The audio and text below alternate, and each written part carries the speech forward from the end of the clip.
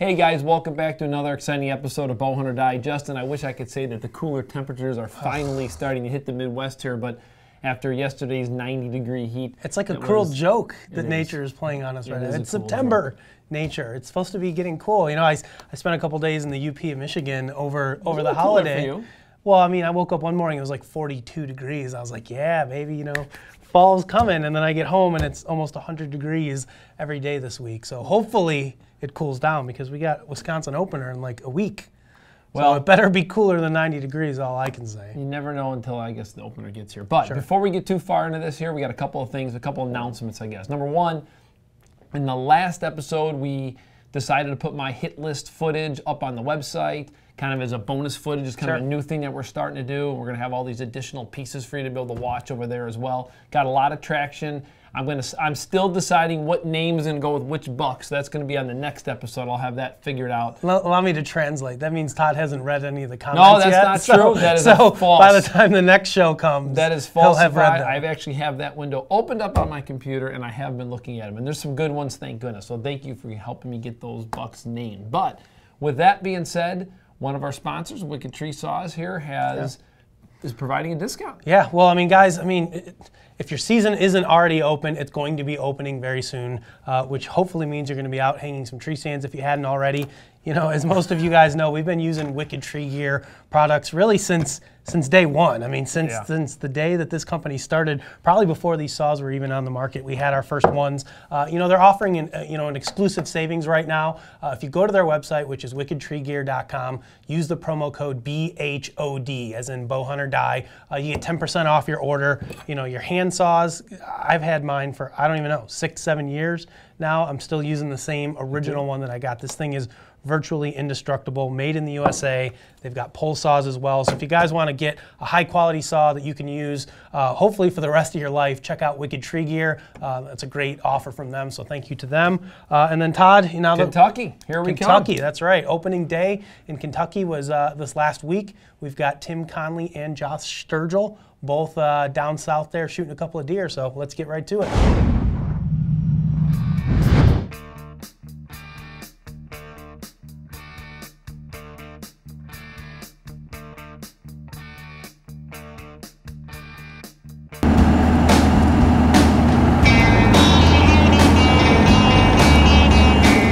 September the 2nd here in Indiana, and I just hit the interstate heading for Kentucky. Plan on be sitting in a lone wolf stand when season opens September the 3rd on Saturday morning. I got plenty of time to get down there, get a stand set up, see what happens. This hunt's not about a chess match with a big trophy buck or anything like that. This is about getting out and getting it done. I got two deer tags in my pocket, 4 turkey tags, and a little bit of a glimmer of hope that maybe I'll get an opportunity that I've never had before, which would be at a velvet buck. You're going to get those opportunities on the September the 3rd, not on a mid-November morning. So even though it's still pretty hot, pretty much summertime, I'm going to give her a try.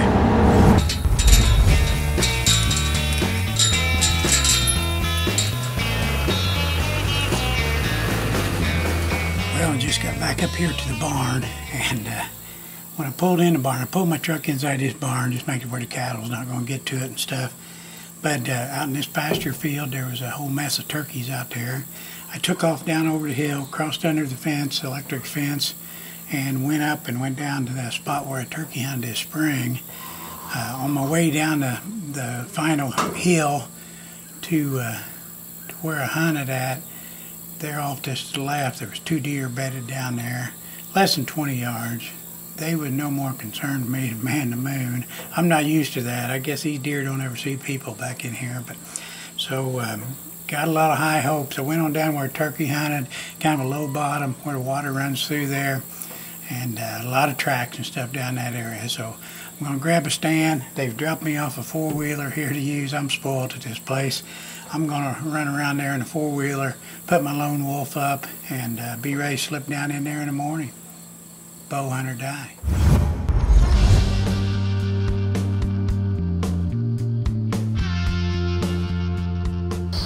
Welcome to opening morning here in central Kentucky. It's September the 3rd and a beautiful morning. Always like hunting a new spot, you never know what to expect. It's a little bit cool this morning for this time of year. Not much breeze. Going largely on what the landowner told me on a spot to hunt. But this place looks great. So I'm going to get quiet, see what happens. Bowhunt or die.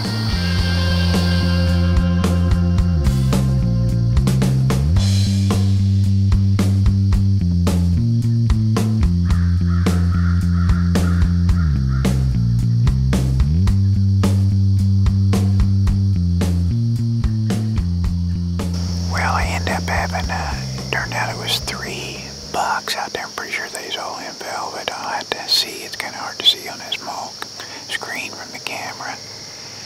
But I was filming the first one. Just had a little area I could film him going through the trees. He's out in that open field. Followed him along, thought they was gone. Turned the camera off, and sure enough, there's 2 more right behind him, still in the bachelor group. Time I got the camera back on, I don't think I got any of those on film. One of them may have been a little bigger than the other 2. But, seen a couple does out in that field. I turned around, was filming some more that was kind of heading down this way, quite a ways off.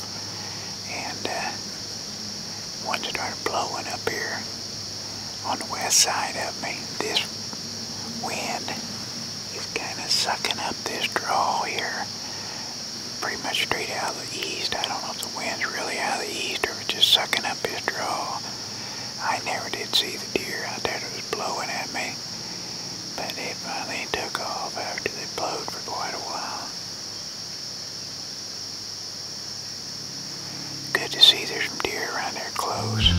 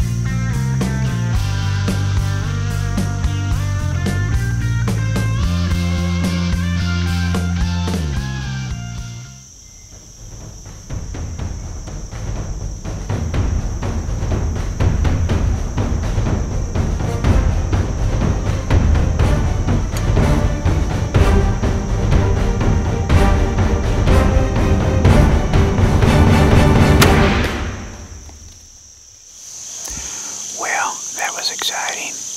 With a little bit of luck, I've got an opening morning Kentucky doe down just right over here, about 50 yards maybe. There was a little one. There were some turkeys out there in this open field, and then out of the clear blue, a young deer come buzzing through here as fast as it could run, and it was a good little while. I was watching them turkeys and trying to get them where I could film them. Whenever there's 2 more deer come, there was a bigger doe and probably a 1.5 year old doe come down through here. I was out there about 30 yards. I went and shot the 1.5 year old smaller deer, make it easier for me to get up out of here. And it was closer, give me a good broadside shot. I watched the footage back, was a little concerned, just a little bit low. I shot low, thinking it would duck the air a little bit, and it did a little, but I still hit just a little low. But watched him run off there, and I think it just went about 20 yards and piled up, but I can't verify that.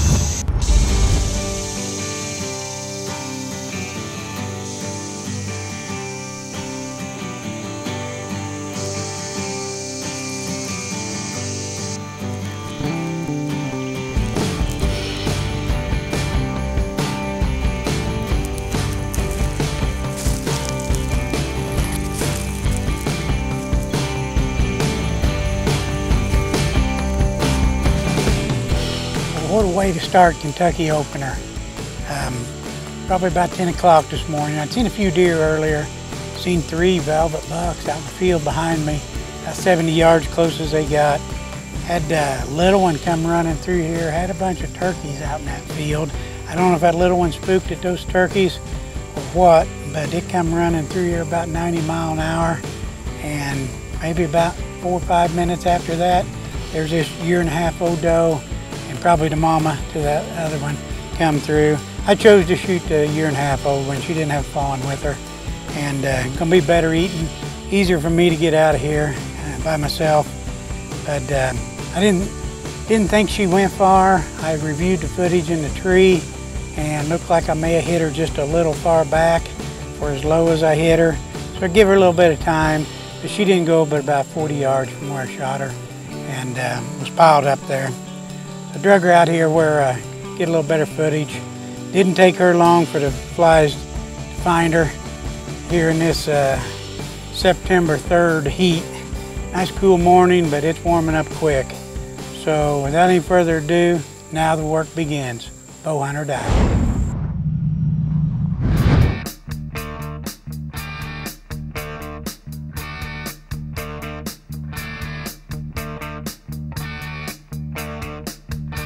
Well, it's the middle of August here in East Tennessee, and it is hot. It's been in the high 90s, low hundreds for the last several weeks, and looks like it's going to continue that for the foreseeable future with no relief in sight.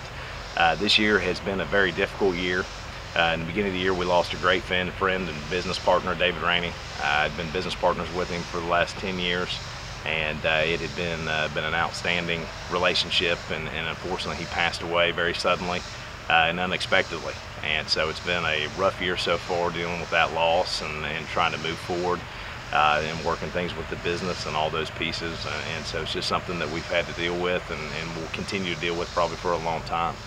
He'll be greatly missed, and so that's really all with that. Of course, we've had issues with leases. We lost our West Virginia lease. We'd been on that lease for 12 years. And lost that property. The state of West Virginia decided to sell that or buy that property for an elk restoration program they've got going on. I think they purchased 75,000 to 80,000 acres in southern West Virginia, and part of what they purchased was our lease. So that we got the notification early on in the year that was going to be it for that property. We were able to secure another property, and so we'll see how that goes this year. But it's brand new. We got it late. We haven't done any work on it. And so I don't think that's something that we'll get to this year. We did get some property in Kentucky late last year. Checked it out this year, went out and scouted it, and it was just outstanding. There was muddy trails coming out of the river bottoms, 6 inches to a foot wide. There's a ton of sign. We put some feeders out and some stands and some cameras. And when we got back and checked those cameras, man, they were just unbelievable. We had some monster deer running around, great bucks. The only problem is that we've got a great big problem. I decided to coach 10 and 11-year-old kids this year football, and instead of just telling them how to do a drill when they wouldn't do it right, I decided to show them how to do a drill. I'm 40 years old, and that was not a very smart thing for me to do. So as my body went one way, my knee went the other way, and I felt the pop, I knew I had a problem. Went to the doctor, got an MRI, stuck me in the MRI chamber for a while, came out, they reviewed everything, and they figured out that I had a completely torn and severed ACL, torn meniscus, and also crutches running around, which is always interesting. And so we're having to call in favors with a lot of friends, a lot of good friends that we've worked with in the past to help us get things set up and ready to go. But we're starting to get there. It just depends on what the doctor says with the knee. And so if he gives me the okay, then we'll go through, and hopefully I can rehab it and get strong enough to where we can get the season going. If not, unfortunately, this may be the end of the season, and we may just have to wait until next year, have surgery, and do the best we can. But whatever it is, we'll just thank God for it and go on and see what happens. Bow hunt or die.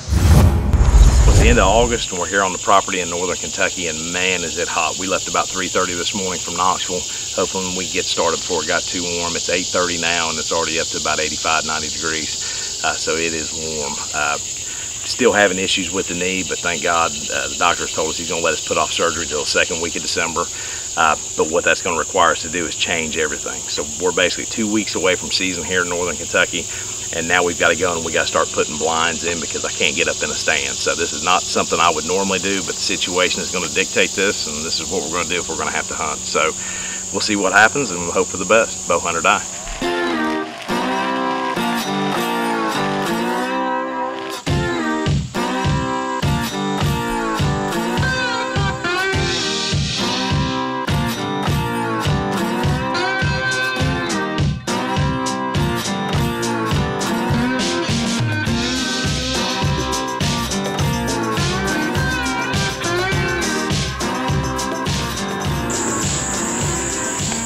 Guys, I think that'll about do it for right now. We got, I'm dying, man, it is hot. I would never recommend doing this time of year. I mean, we're taking a real chance on spooking these deer, putting scent out, because we're dealing with some very big, mature bucks here. I don't know how this is going to turn out, but I guess it'll be an experiment. We'll see what happens. Hopefully we don't spook them by doing this. Got 2 weeks, we'll let it set in and see what happens. So, your guess is as good as mine. Bow hunt or die. Well, it's finally here. It's September 3rd. It's opening morning of bow season here in Kentucky, and I'm just super excited. It's great to kind of finally get to go out and quit thinking about all the things that have gone on this year and just focus on some deer hunting and just have a great time. We're going to get the Ranger loaded up, get dressed, and head on out to the blind, and hopefully we'll have a great hunt today. But we're finally all set up. It took us a lot longer to get into our blind this morning than I expected. We had to run out here and bring all of our gear out with the Ranger and take the Ranger back out and hobble back in, so it took us a while, but we're going to get in here, let everything quiet back down and get ready and start our hunt. Bow hunt or die.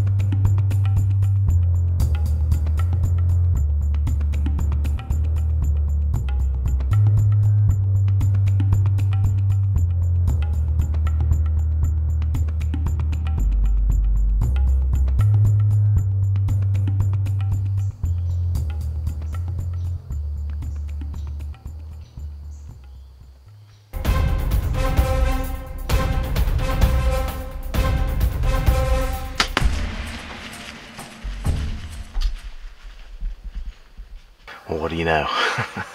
What a way to start the season off. We had first doe come in, and she was feeding over there off to the side, and we had another buck come in, a little button buck come in, and messed with her a little bit, and then another doe came in, and then that doe came back and chased them off a little bit and started pawing and jumping up and pawing at them, man. It was just awesome to see.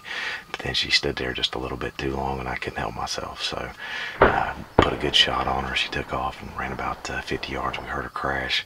We're going to give her about another half an hour, and then we're going to go kind of track her down and see what we can find. It's been an unbelievable morning. I let that air go and kind of jerked over to try to get on the camera, man. Felt like I busted my knee up again, man. It just did not feel good, but I'm gonna tell you right now I'm feeling no pain. So this is awesome. This is a great first morning hunt here in Kentucky, and you can't ask for anything better than that. Bow hunt or die.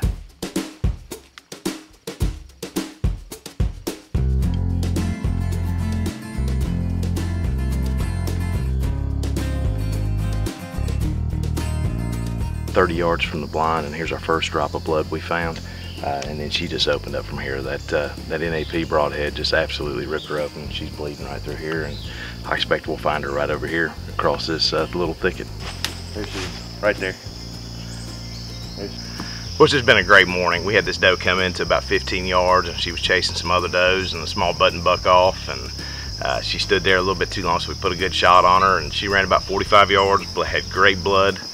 Followed her in. She was laid up just in the trail right here. So Had a great morning. Couldn't ask for a better opening morning here in Kentucky, and just looking forward to the rest of the season. We're going to get her dressed out and get her called in on the Kentucky telecheck line and get her checked in and everything squared away, and we'll be ready to go either this evening or first thing in the morning. Bow hunter die. Every time I see Tim Conley talk, all I can think about is triple-double, to be honest with you. I mean, I'm glad that he got out to Kentucky and he shot a doe, but so you're saying, like, thinking, oh, Conley, we don't care what you do. No, that's not what I'm saying about Conley. I don't want Tim. All I'm saying is that all I can think about is triple-double.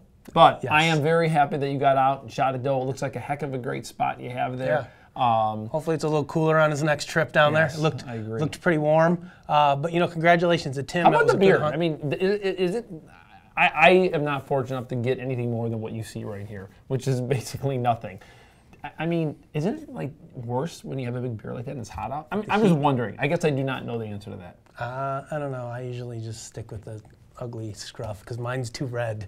I look like one of the Kiefer brothers when I grow a big beard in, and I'm just not a red beard guy. So I don't know the answer. For any of you bearded guys out there, feel free to chime in. Let us know if it's too hot with the facial hair. Next up, we've got Josh Sturgill, which, you know, man, you watched that beginning of his segment, and he was kind of like, man, I don't know if I'm going to get out. You know, I screwed up my knee. And obviously he's hobbling around, but he made it out to the blind opening I will day. say, Justin, I have talked to Josh a lot during this process. I have never got a phone call to ask him to help him come shoot his big bucks. Have you? Because I never got that phone call. You would think he's asking for help from everybody. He said he's asking everyone for help. I never got the phone call to say, hey, can you come help me shoot? Yeah, I kind of think it's like one of those things that guys just don't do. No, I think you're right. You know, it'd be like, hey, you know, I need somebody to take my lawn. I need somebody to take my wife on a date tonight. You know, I'm busy. Like, we're just not going to do that. So I'm not sure how we got to that. I was thinking lawn and stuff. I'm not sure how you're talking about taking. Well, I would ask somebody for help to mow my lawn. I wouldn't ask them for help to come shoot my deer. When have you ever asked me to come shoot your deer because you were having a hard time killing them? Exactly. So moving on, those are two great hunts. You know, both those guys are using the brand new NAP Spitfire Double Cross. Two more great kills, you know, out of that broadhead. Short recovery. You know, our team is really, really liking that. So if you guys are still on the fence about what you want to shoot this fall, definitely give those a look. And then Todd, next up, we're actually going to join you on your first hunt of the year. And it did get down to 28 degrees. And I got to tell you, it did feel good. You looked cold to me. So let's hop, I guess, in a rental car and then in a redneck blind with Todd as he goes to Oregon to chase elk.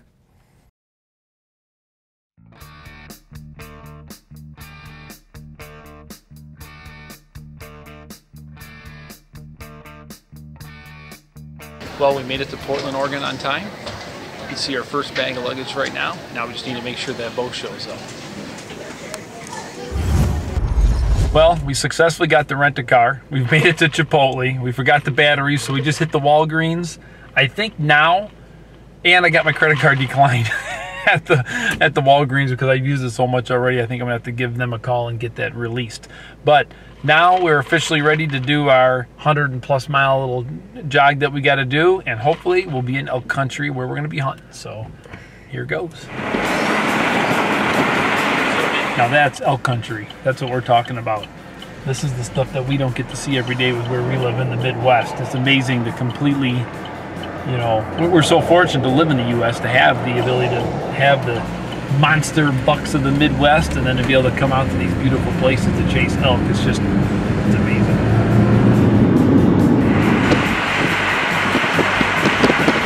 You know, it's kind of funny, but when you land in Oregon and you're kind of touring around that first area, especially that Mount Hood area, I mean, you basically see this beautiful mountain range, huge pine trees, I mean, kind of the type of terrain that you're expecting to hunt elk in. But the unique thing about Oregon is 2/3 of the state is actually very desert-like. I mean, actually you can see it now. We finally got out of that area and we're heading to the spot where we're going to be hunting, which is going to be a lot more of this arid ground like you see.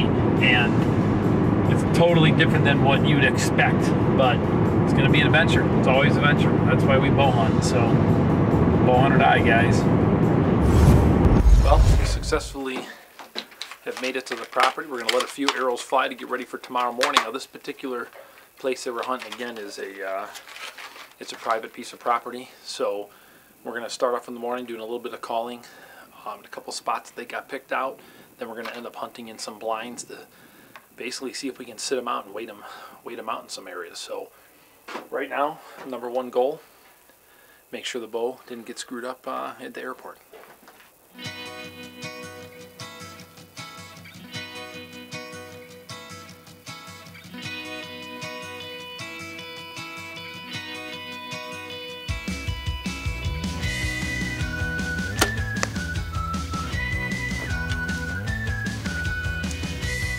All right, let's back up to 50 and go from there.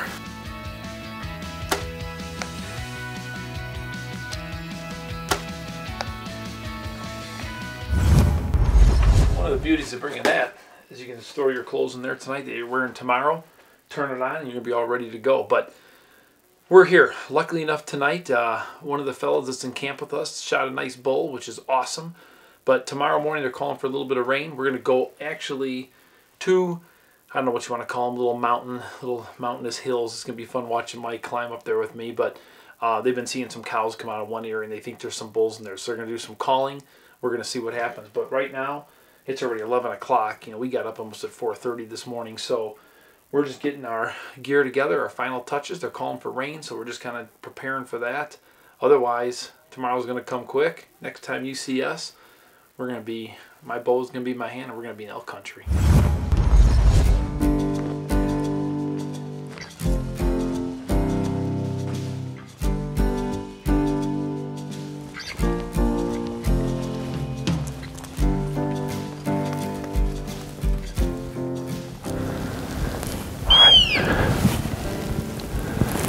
That's the first call of the day.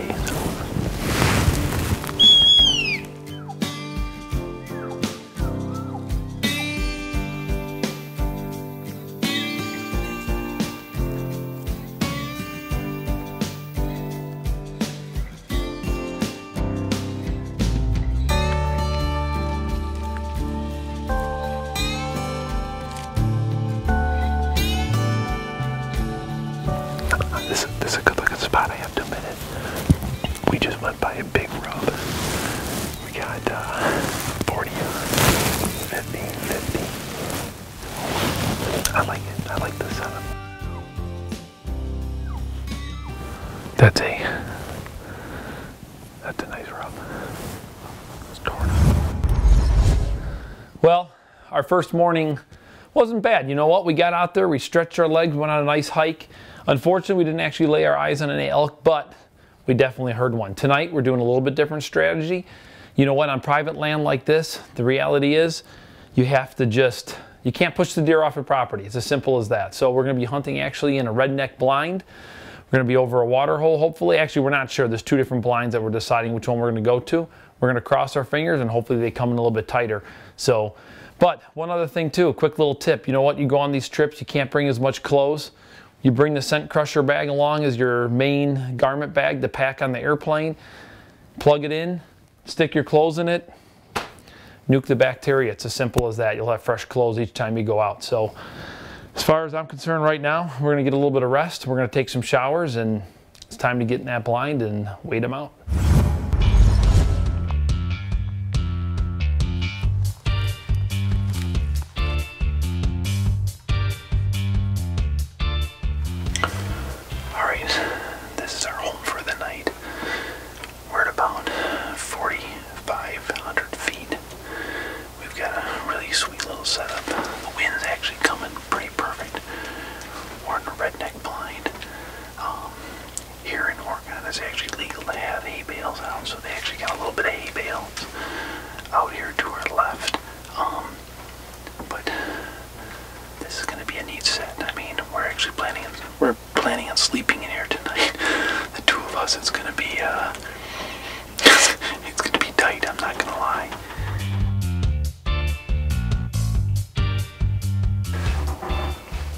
Not getting any warmer. That sun's going down. The wind is coming right at our face, which really is perfect for this particular setup.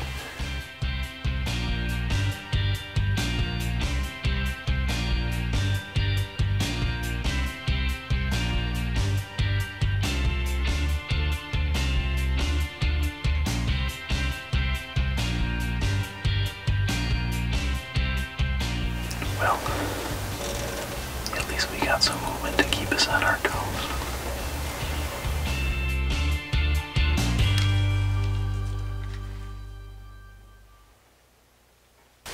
Well, we're sleeping in the redneck blind.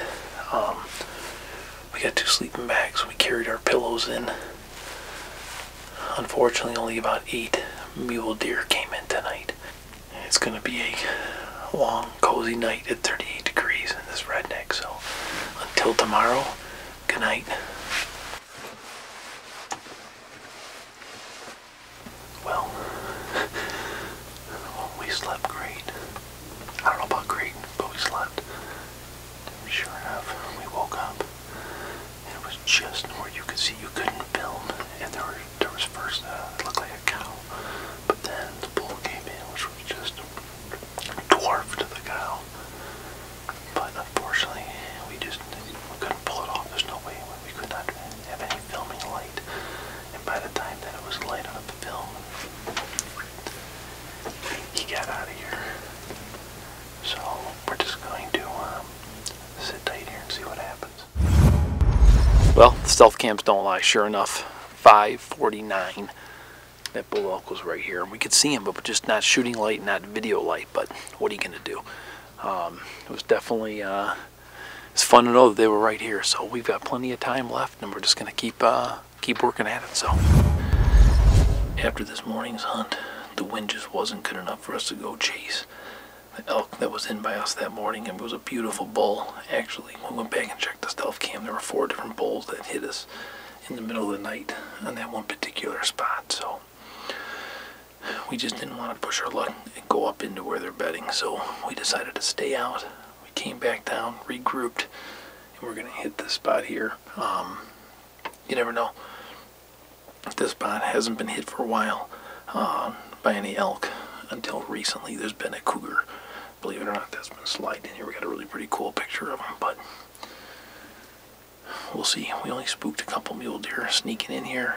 We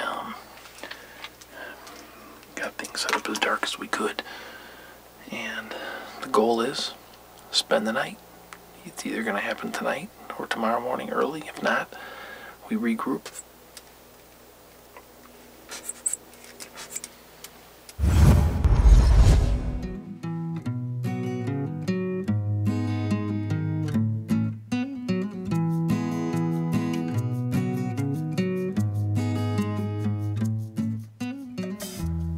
Well, guys, we're going to pack out of here. It was a good night. I mean, I don't know what to tell you. I mean, we did everything we could to try to give us our best chances for being up here in the morning and for that evening hunt last night, but it just didn't pan out. The only thing that came in was that mule deer this morning. Otherwise, we did not see, as a matter of fact, I don't think we saw any other animals, to be actually specific. But at this point right now, we're going to pack up, head down. We're going to get some food, and then we're going to come up with the next game plan. Hopefully tonight we'll see some elk during daytime, because we have not had any luck with that. That was a dusty ride in for sure. Got our sleeping gear. The blind is probably 500 yards from here, maybe a little further than that. Let's get slipped in here, and we haven't seen an elk yet during daytime, but maybe things will change tonight. You never know. Let's go. I'll tell you what. You start getting your bow poundage up, letting them down is not the easiest thing in the world to do. But this is our last set. Actually, I take that back. We got tomorrow morning too. We checked the cards last night. I'm hoping he doesn't delete them, but we absolutely had daytime activity here. But these elk are, you know, when you have your own ranch. This isn't my ranch, it's a friend of mine's ranch, but when you're hunting a ranch, it's like hunting any private piece of property. The more times in, the more times out, you're just educating them. That's the reality. That's why we've been sleeping in the blinds.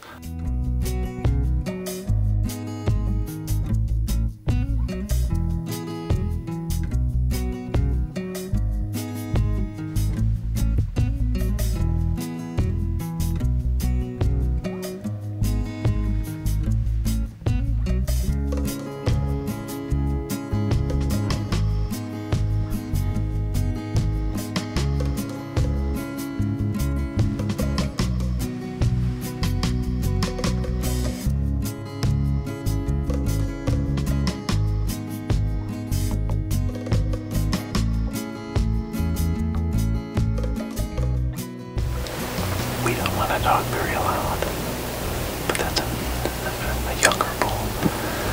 We don't want to shoot that one. But that's exciting to finally have one come in during daytime.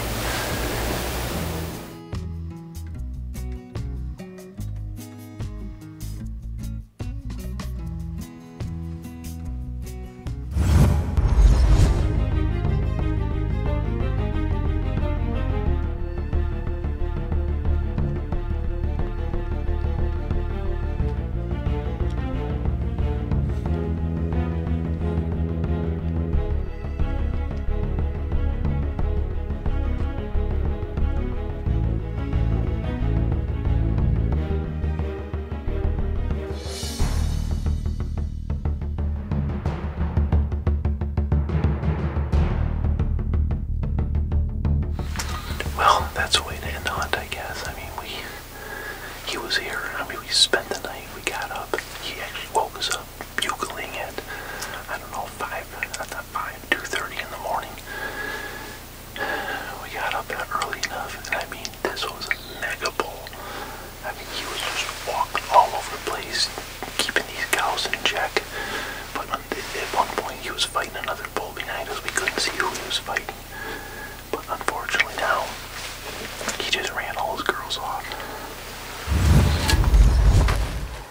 I mean, literally, that bull was standing right there. But it just wasn't legal shooting light, and we're not going to do the wrong thing. I mean, there was enough light to, if we would have changed some settings on the camera to brighten it up a little bit, it would have been really grainy, but the bottom line was it just wasn't right. I mean, he was right there. He was chasing his cows around. He bugled. He woke us up at 2:30 in the morning. One thing that's super cool, we got 2 stealth cams over here. We're going to go over there. We're going to pull those 2 cards and bring them with you so we can at least get some closer visuals of him. I was lucky enough to have my video guy film him as he ran away. But the bottom line is, that's hunting. That's why we do it. Bow hunt or die. You know, Todd, when you told me you were going to hunt elk and you were going to be in a redneck blind, you failed to mention the part where you would be sleeping in the blind. Was this planned before the hunt, or did this just kind of happen? Well, you know, I figured it'd be a chance for me to get a little bit closer to Mike. No, actually, no, I had Not no idea. surprising. Well, I don't get to see him that often, but you know, the reality is no, I had no idea. You know, what happened is ultimately the property owner who was new to hunting the property quickly realized after checking the trail cameras and he was there hunting a few days before we got there, quickly realized that the elk are there just as it's getting dark, and they're there right there in the morning. Well, and they're there pretty much all night, right, it seems like. Right, so you can't be busting out of the blind and then busting back in. You're just going to blow them out. So, you know, your best chance is to catch them screwing up right at that last light and right at the first morning. So the only way to pull that off is to get cozy in the blind. I know guys that sleep in their blinds here in Illinois, you know, during firearm season and during archery season. So certainly not something I've never heard of before. It just looked a little bit like an interesting tactic. You know, when you think of going out west to chase elk, you think of, you know, this glamorous in your mind, you know, hiking up the mountains and bugling and in a camp and a campfire. You don't think a couple dudes in sleeping bags and a redneck blind, but you were that close. It was close. That close. I mean, on the last morning, guys, you know what? I mean, honestly, 2:30 in the morning, we're sound asleep. This elk is bugling right outside the blind. I mean, literally, I jumped up. I mean, it was that loud. Where's the footage of that? There is no footage of that, obviously, because we were sleeping. It did happen. But what's cool is, you know, you set your alarm, you get up at 5 o'clock, you're starting to move around. Well, it's 28 degrees, Justin. I mean, unfortunately, no matter how much you try, you know, all the windows are all frosted over. So literally, the first 10, 15 minutes, you're like trying to like scrape the windows without spooking everything away, and you're trying to get the binoculars out there, be able to see, okay, is anything here? Well, on this particular last morning, sure enough, I mean, guys, it was 1 to 2 minutes into shooting light, and I'm telling you, if we were not filming, I would have had a record bull there because that thing was a monster. Yeah, it was. And I mean, he was right there, but we couldn't capture it. Hindsight's 20/20. I mean, I look back on it. One of the biggest mistakes I did make was there were no blinds in the redneck, so we used blinds on the windows. Got it. So unfortunately, what I did is that we used garbage bags to carry in our pillows and sleeping bags, and we used those plastic bags on the back windows. we know that the bull went behind us, and we just couldn't, you know, we couldn't see out the back of the blind. And, you know, those plastic bags were so loud. I mean, believe me, trust me, the whole way home I'm thinking, gosh, maybe I should have just took that down, opened the window, just went for it, but the wind was going that way. We were hoping maybe they'd come back, and it just didn't happen. Hindsight is always 20/20, especially when it comes to hunting. Coulda, woulda, shoulda. But I know you got another elk trip planned out to Colorado here towards the end of the month. You know, Dan Richardson, I think, is out elk hunting right now, isn't he? I think he is. And then I think Paul Morrison just last minute decided he was going elk hunting, just out of the blue. So I think he's out in Utah right now, elk hunting. So there's still a chance that, you know, somebody's going to put some elk down on film before the end of the season. Guys, the last segment we've got for this show is actually Clinton Fawcett here in Illinois, and he's doing a little bit of food plot work and kind of just giving us some tips, you know, and telling us what he's doing to help improve his odds this fall. So let's take a look at that now.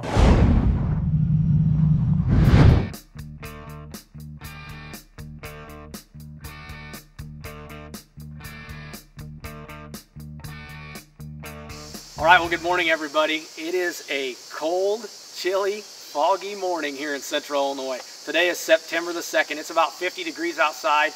Man, does it ever make me want to get in a tree stand.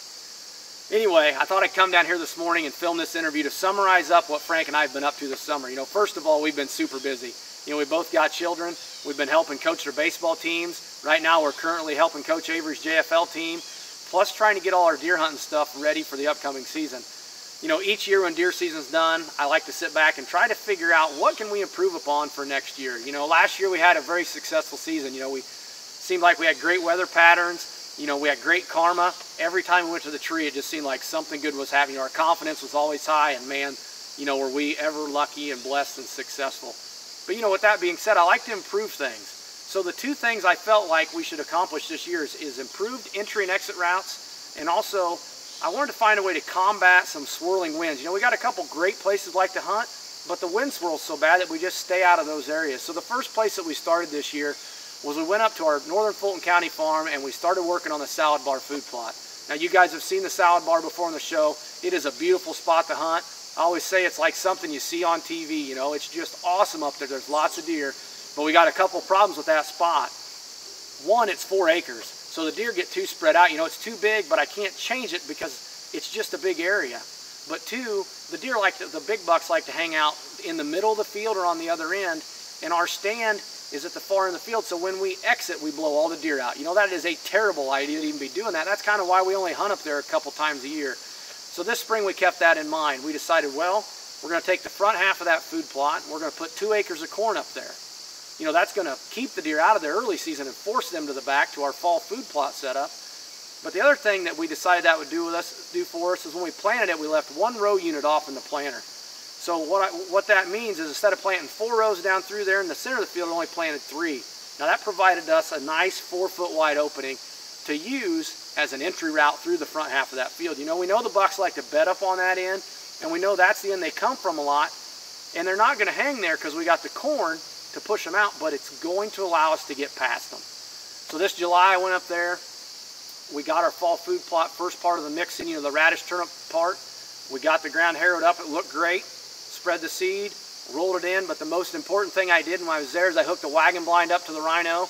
I pulled it around that inside corner of the corn we built and parked it in the standing corn right in front of that path. I really think that's going to let us get past those deer and, you know, provide a great exit if they're not too close and we got a little wind to get out and not blow them out of the field. So, you know, I'm super excited to hunt up there. Last year we had a couple good up-and-comers. You know, that place has been riddled with EHD 4 years ago, so it just destroyed the buck population.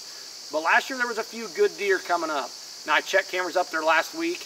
I've got several nice bucks showing up, a couple big mature. You know, they're kind of goofy looking, non-typical morphodite things, but definitely deer will be interested in hunting on that farm. So just super excited. I think that's going to be a key to our early season success this year, is that inside corner on that fall food plot with that box blind, because we also put windows in it.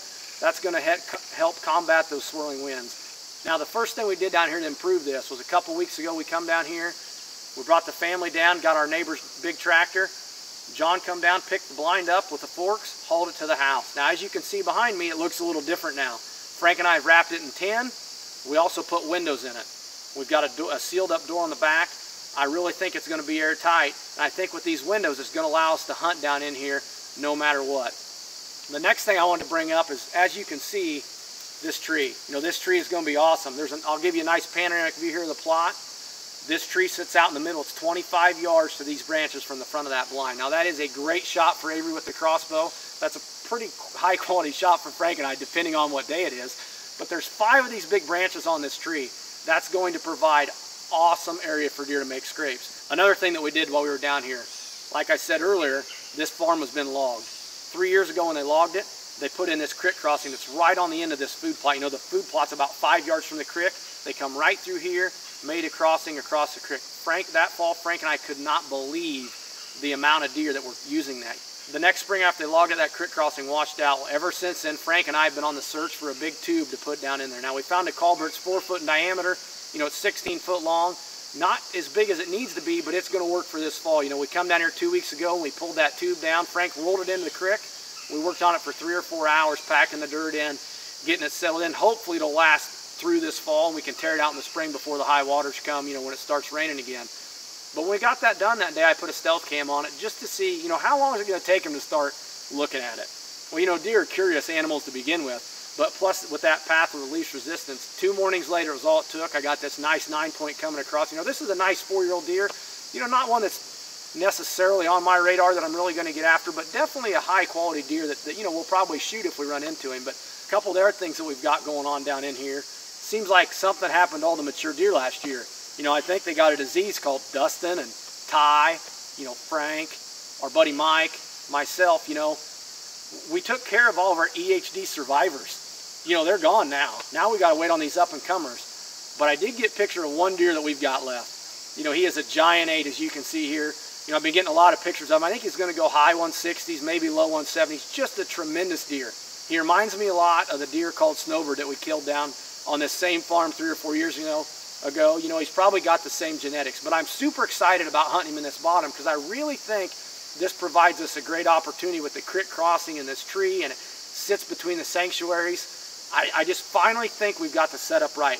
This is going to be my story. You know, I've only got one big mature deer left. I'm sure something else will show up. They always do, especially when you have high quality habitat, stuff moves in. But I'm going to hunt this one particular deer. He's a giant. The only problem with him is all over the past years, all nocturnal pictures. Never got a daylight picture. And we've got tons of pictures of him in this bottom. Never had a daylight picture of him anywhere. So anyway, Frank does fortunately have a lot of nice deer on his farms. We're going to get back on here in a couple weeks and do a hit list for Frankie and show you those deer. You know, until then, I know there's been a lot of people started bow hunting across the United States. Today is September the 2nd. You know, if you're out there, make sure you're enjoying the outdoors. Make sure you're wearing your harness and staying safe. And as always, bow hunter dies. You know, Justin, as I watched that particular footage with Clinton, you know, it's kind of neat because as you get older in deer hunting, right, you're always thinking ways to perfect your sets. And I mean, I think that's the #1 way to kill bigger bucks is, you know, and that's what's neat about watching Clinton's segments. You know, there's little pieces of information in there that really just get you thinking like, hey, what about my set over here? What about this set? How could I change it up? How could I sneak in differently? And those are those key little things that make the big difference. Sure, and I mean, as far as Clinton's segment, I mean, not everybody is fortunate enough to have the ability to put up these box blinds or put in food plots or whatever, but what we all do have the ability to do is really monitor and fine-tune our stand placement and most importantly our entrance and exits, because that's really what he talked about, and that was kind of the focus of his whole thing. So definitely something you all can take away and hopefully, you know, help that become more successful. Yeah, and I guess the only thing I will add to that, Justin, is, I mean, you know, you're right. Maybe when you think about the box blinds or the redneck blinds, I mean, yeah, those are pretty, you know, big blinds. But I mean, man, there is a lot of products available nowadays where you can. I mean, look at Josh's doe hunt. I mean, where he put that blind in there and, you know, with a little bit of time and a little bit of energy, and man, it's camouflaged. And you can do a lot with some pretty inexpensive, smaller blinds too. You know, so don't think that you just because you know you don't have a redneck or you can't bring that in. All these other blinds you can pull it off too. Sure, yeah, there's a lot of other options out there. So guys, you know, next up, you know, before we go, we wanted to show you a cool little segment that we filmed with our friends over at America's Best Bowstrings. You know, for those of you who don't know, you know, they did partner with us this year. Todd and I, and actually the rest of our team has been shooting their strings for a couple months now. I got to tell you, hands down, far and away the best bowstring I've ever shot. My peep sight has not moved 1 iota since I put that string on back before turkey season. So let's check out that interview now. Well, we're lucky enough to have Jerry with America's Best Bowstring stop in our office today. Jerry, as an entrepreneur myself, it's kind of always one of my first questions I always like to ask people is, what? How did you and why did you start America's Best Bowstrings? Well, we had an archery shop, or I had an archery shop, for 10 years, and starting the archery shop about 3 or 4 years in, we were buying strings. We weren't happy with what we were buying, and I thought I had there might have been a better way to build a bowstring. So we decided to come up with some equipment. We built some strings for our customers. Initially, we just were going to build strings from the shop for our customers, and people were like, Jerry, this stuff's awesome. So, we decided to make a business out of it. So now after 10 years here, because now it's been 10 years, this is actually an anniversary for you right now, I believe. Yeah, yeah. So after 10 years, tell us to me, how many employees do we have? What else have we got going on? We have, right now we have like 25 employees, and that varies a little bit from time to time throughout the year. We build for quite a few, actually a large part of the archery shops in the country are dealers of ours. So if you're looking for a bowstring, you can find them at most archery shops. We also build for several manufacturers, 12,000 square foot building, and we stay pretty busy. Now, I'm assuming, again, I don't know, I've never been to your facility. Hopefully one of these days I'll be able to stop by, but I'm assuming there's quite a bit of actual equipment that's required to build bowstrings. Now, you were mentioning to me in some of our earlier conversations that you have actually built some of your own specific equipment to be able to make your bowstrings truly be the best. Yeah, earlier, Todd, we talked about, the analogy with Coke and Pepsi. The reason our strings are what they are, we believe they're the best strings on the market, is because of our process, our equipment. Everything that we have is custom designed to achieve the results that we want to achieve. Right. So, that's a big deal. It's really a big deal. Everything is custom made from start to finish. Now you have multiple string lines. We do. Tell us briefly, about the different string lines that you have, maybe the differences between them, and tell us a little bit about your warranties and where guys should go if they need a new bow and what type of customer service you offer as well. Well, as far as our string lines, our entry level, the most popular entry level string is like our Rhino series. Okay. And it retails for like $70. It's a basic, it's a good string. It's a very good aftermarket string. From there, we jump up to the premium series, which is our staple. That's been, from day one, that's been our big seller. That comes with a 1-year warranty against peep rotation, creep, serving separation. And then a couple years ago, we came out with our Platinum series. We have a very cool new process that we've incorporated in our Platinum series strings, and they are just fantastic. That's what you guys are using. Right. That comes with a full warranty as well. Excellent. No serving separation, peep rotation, creep, so on and so forth. So if somebody were to buy a string, pretty much just contact you guys if there was a difficulties, and you'll handle the warranty Absolutely, process. absolutely. Excellent. They shouldn't go back to the shop, just call you guys directly? We would prefer if you bought it at a shop to go back to the shop, but Okay. if you have an issue, contact our customer service people. They'll be more than happy to take care of you. And how about a web address? Where should they go to learn more about your products and see the different string lines? Pretty simple, americasbestbowstrings.com. Well, Jerry, we really appreciate you stopping by the office today, and myself, our entire team is going to be using the Platinum Series string, so every deer that I hopefully shoot this year, you'll be able to see the actual product in action. And again, thanks a lot for coming by. Thanks for having me. Justin, one of my favorite things is always when the owners of the different businesses can. Let me redo that one more time. Justin, one of my favorite things is always when either the owners or representatives of these companies can come by and meet with us and talk to us. It's really fun to just hear about all the different things within the businesses and what they're thinking about to help, either A, get closer to deer, shoot better, whatever the product is that these companies are making. It's just neat to hear their reasonings and what they do to be able to create these products for us. Well, there's always so much more of a story behind everything than what you can see in a magazine ad or in a TV commercial or whatever the case may be. And it's nice to know that there's, good people behind a company, standing behind a product and making ultimately the best possible product that, they can make for archers and bow hunters. So, thanks again to Jerry and his guys for stopping by. Looking forward to putting those strings to use this fall. And of course, before we go, we want to take a couple of seconds, as always, to thank the folks who sent in their trophy photos for this week's episode. Andrew Finch, Bruce Faulkner, Ben Morey, Colin Wilson, Zach Southwell. Hey guys, those are some great trophies. Zach, I don't know where you were hunting in Oregon, but I never saw any mule deer like that when I was sitting in the blind for the last 5 days, but that there is one heck of a monster. If you want to see yourself right here on an episode of Bowhunt or Die, make sure you email us your photos. whether it be through our website or, of course, through Facebook. Justin, talk to me. What else do we got to worry about here before we end the show? Well, of course, we want to revisit the bonus footage. Guys, we've got some great clips for you. If you log on to bowhunting.com, click on Bowhunt or Die, go into bonus footage. You know, this week we're going to have a really cool hit list from John Herman on some deer that he's going to be chasing here in Illinois as well as Wisconsin. We've also got a bonus Western antelope hunt from Troy Spolum. You know, after he shot his antelope buck, he actually went out and did some spot and stalk and shot an antelope doe as well. So we've got that, nice. As well as some other great clips. So guys, make sure you log on to bowhunting.com, check out all the bonus footage and the extended cuts that didn't make it into the show. And there's a lot of great stuff for you to watch.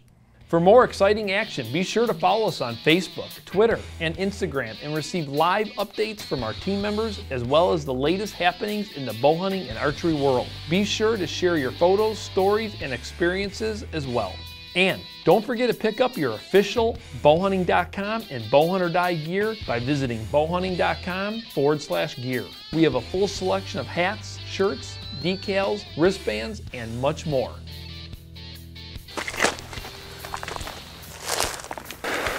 That's not the one we're looking for.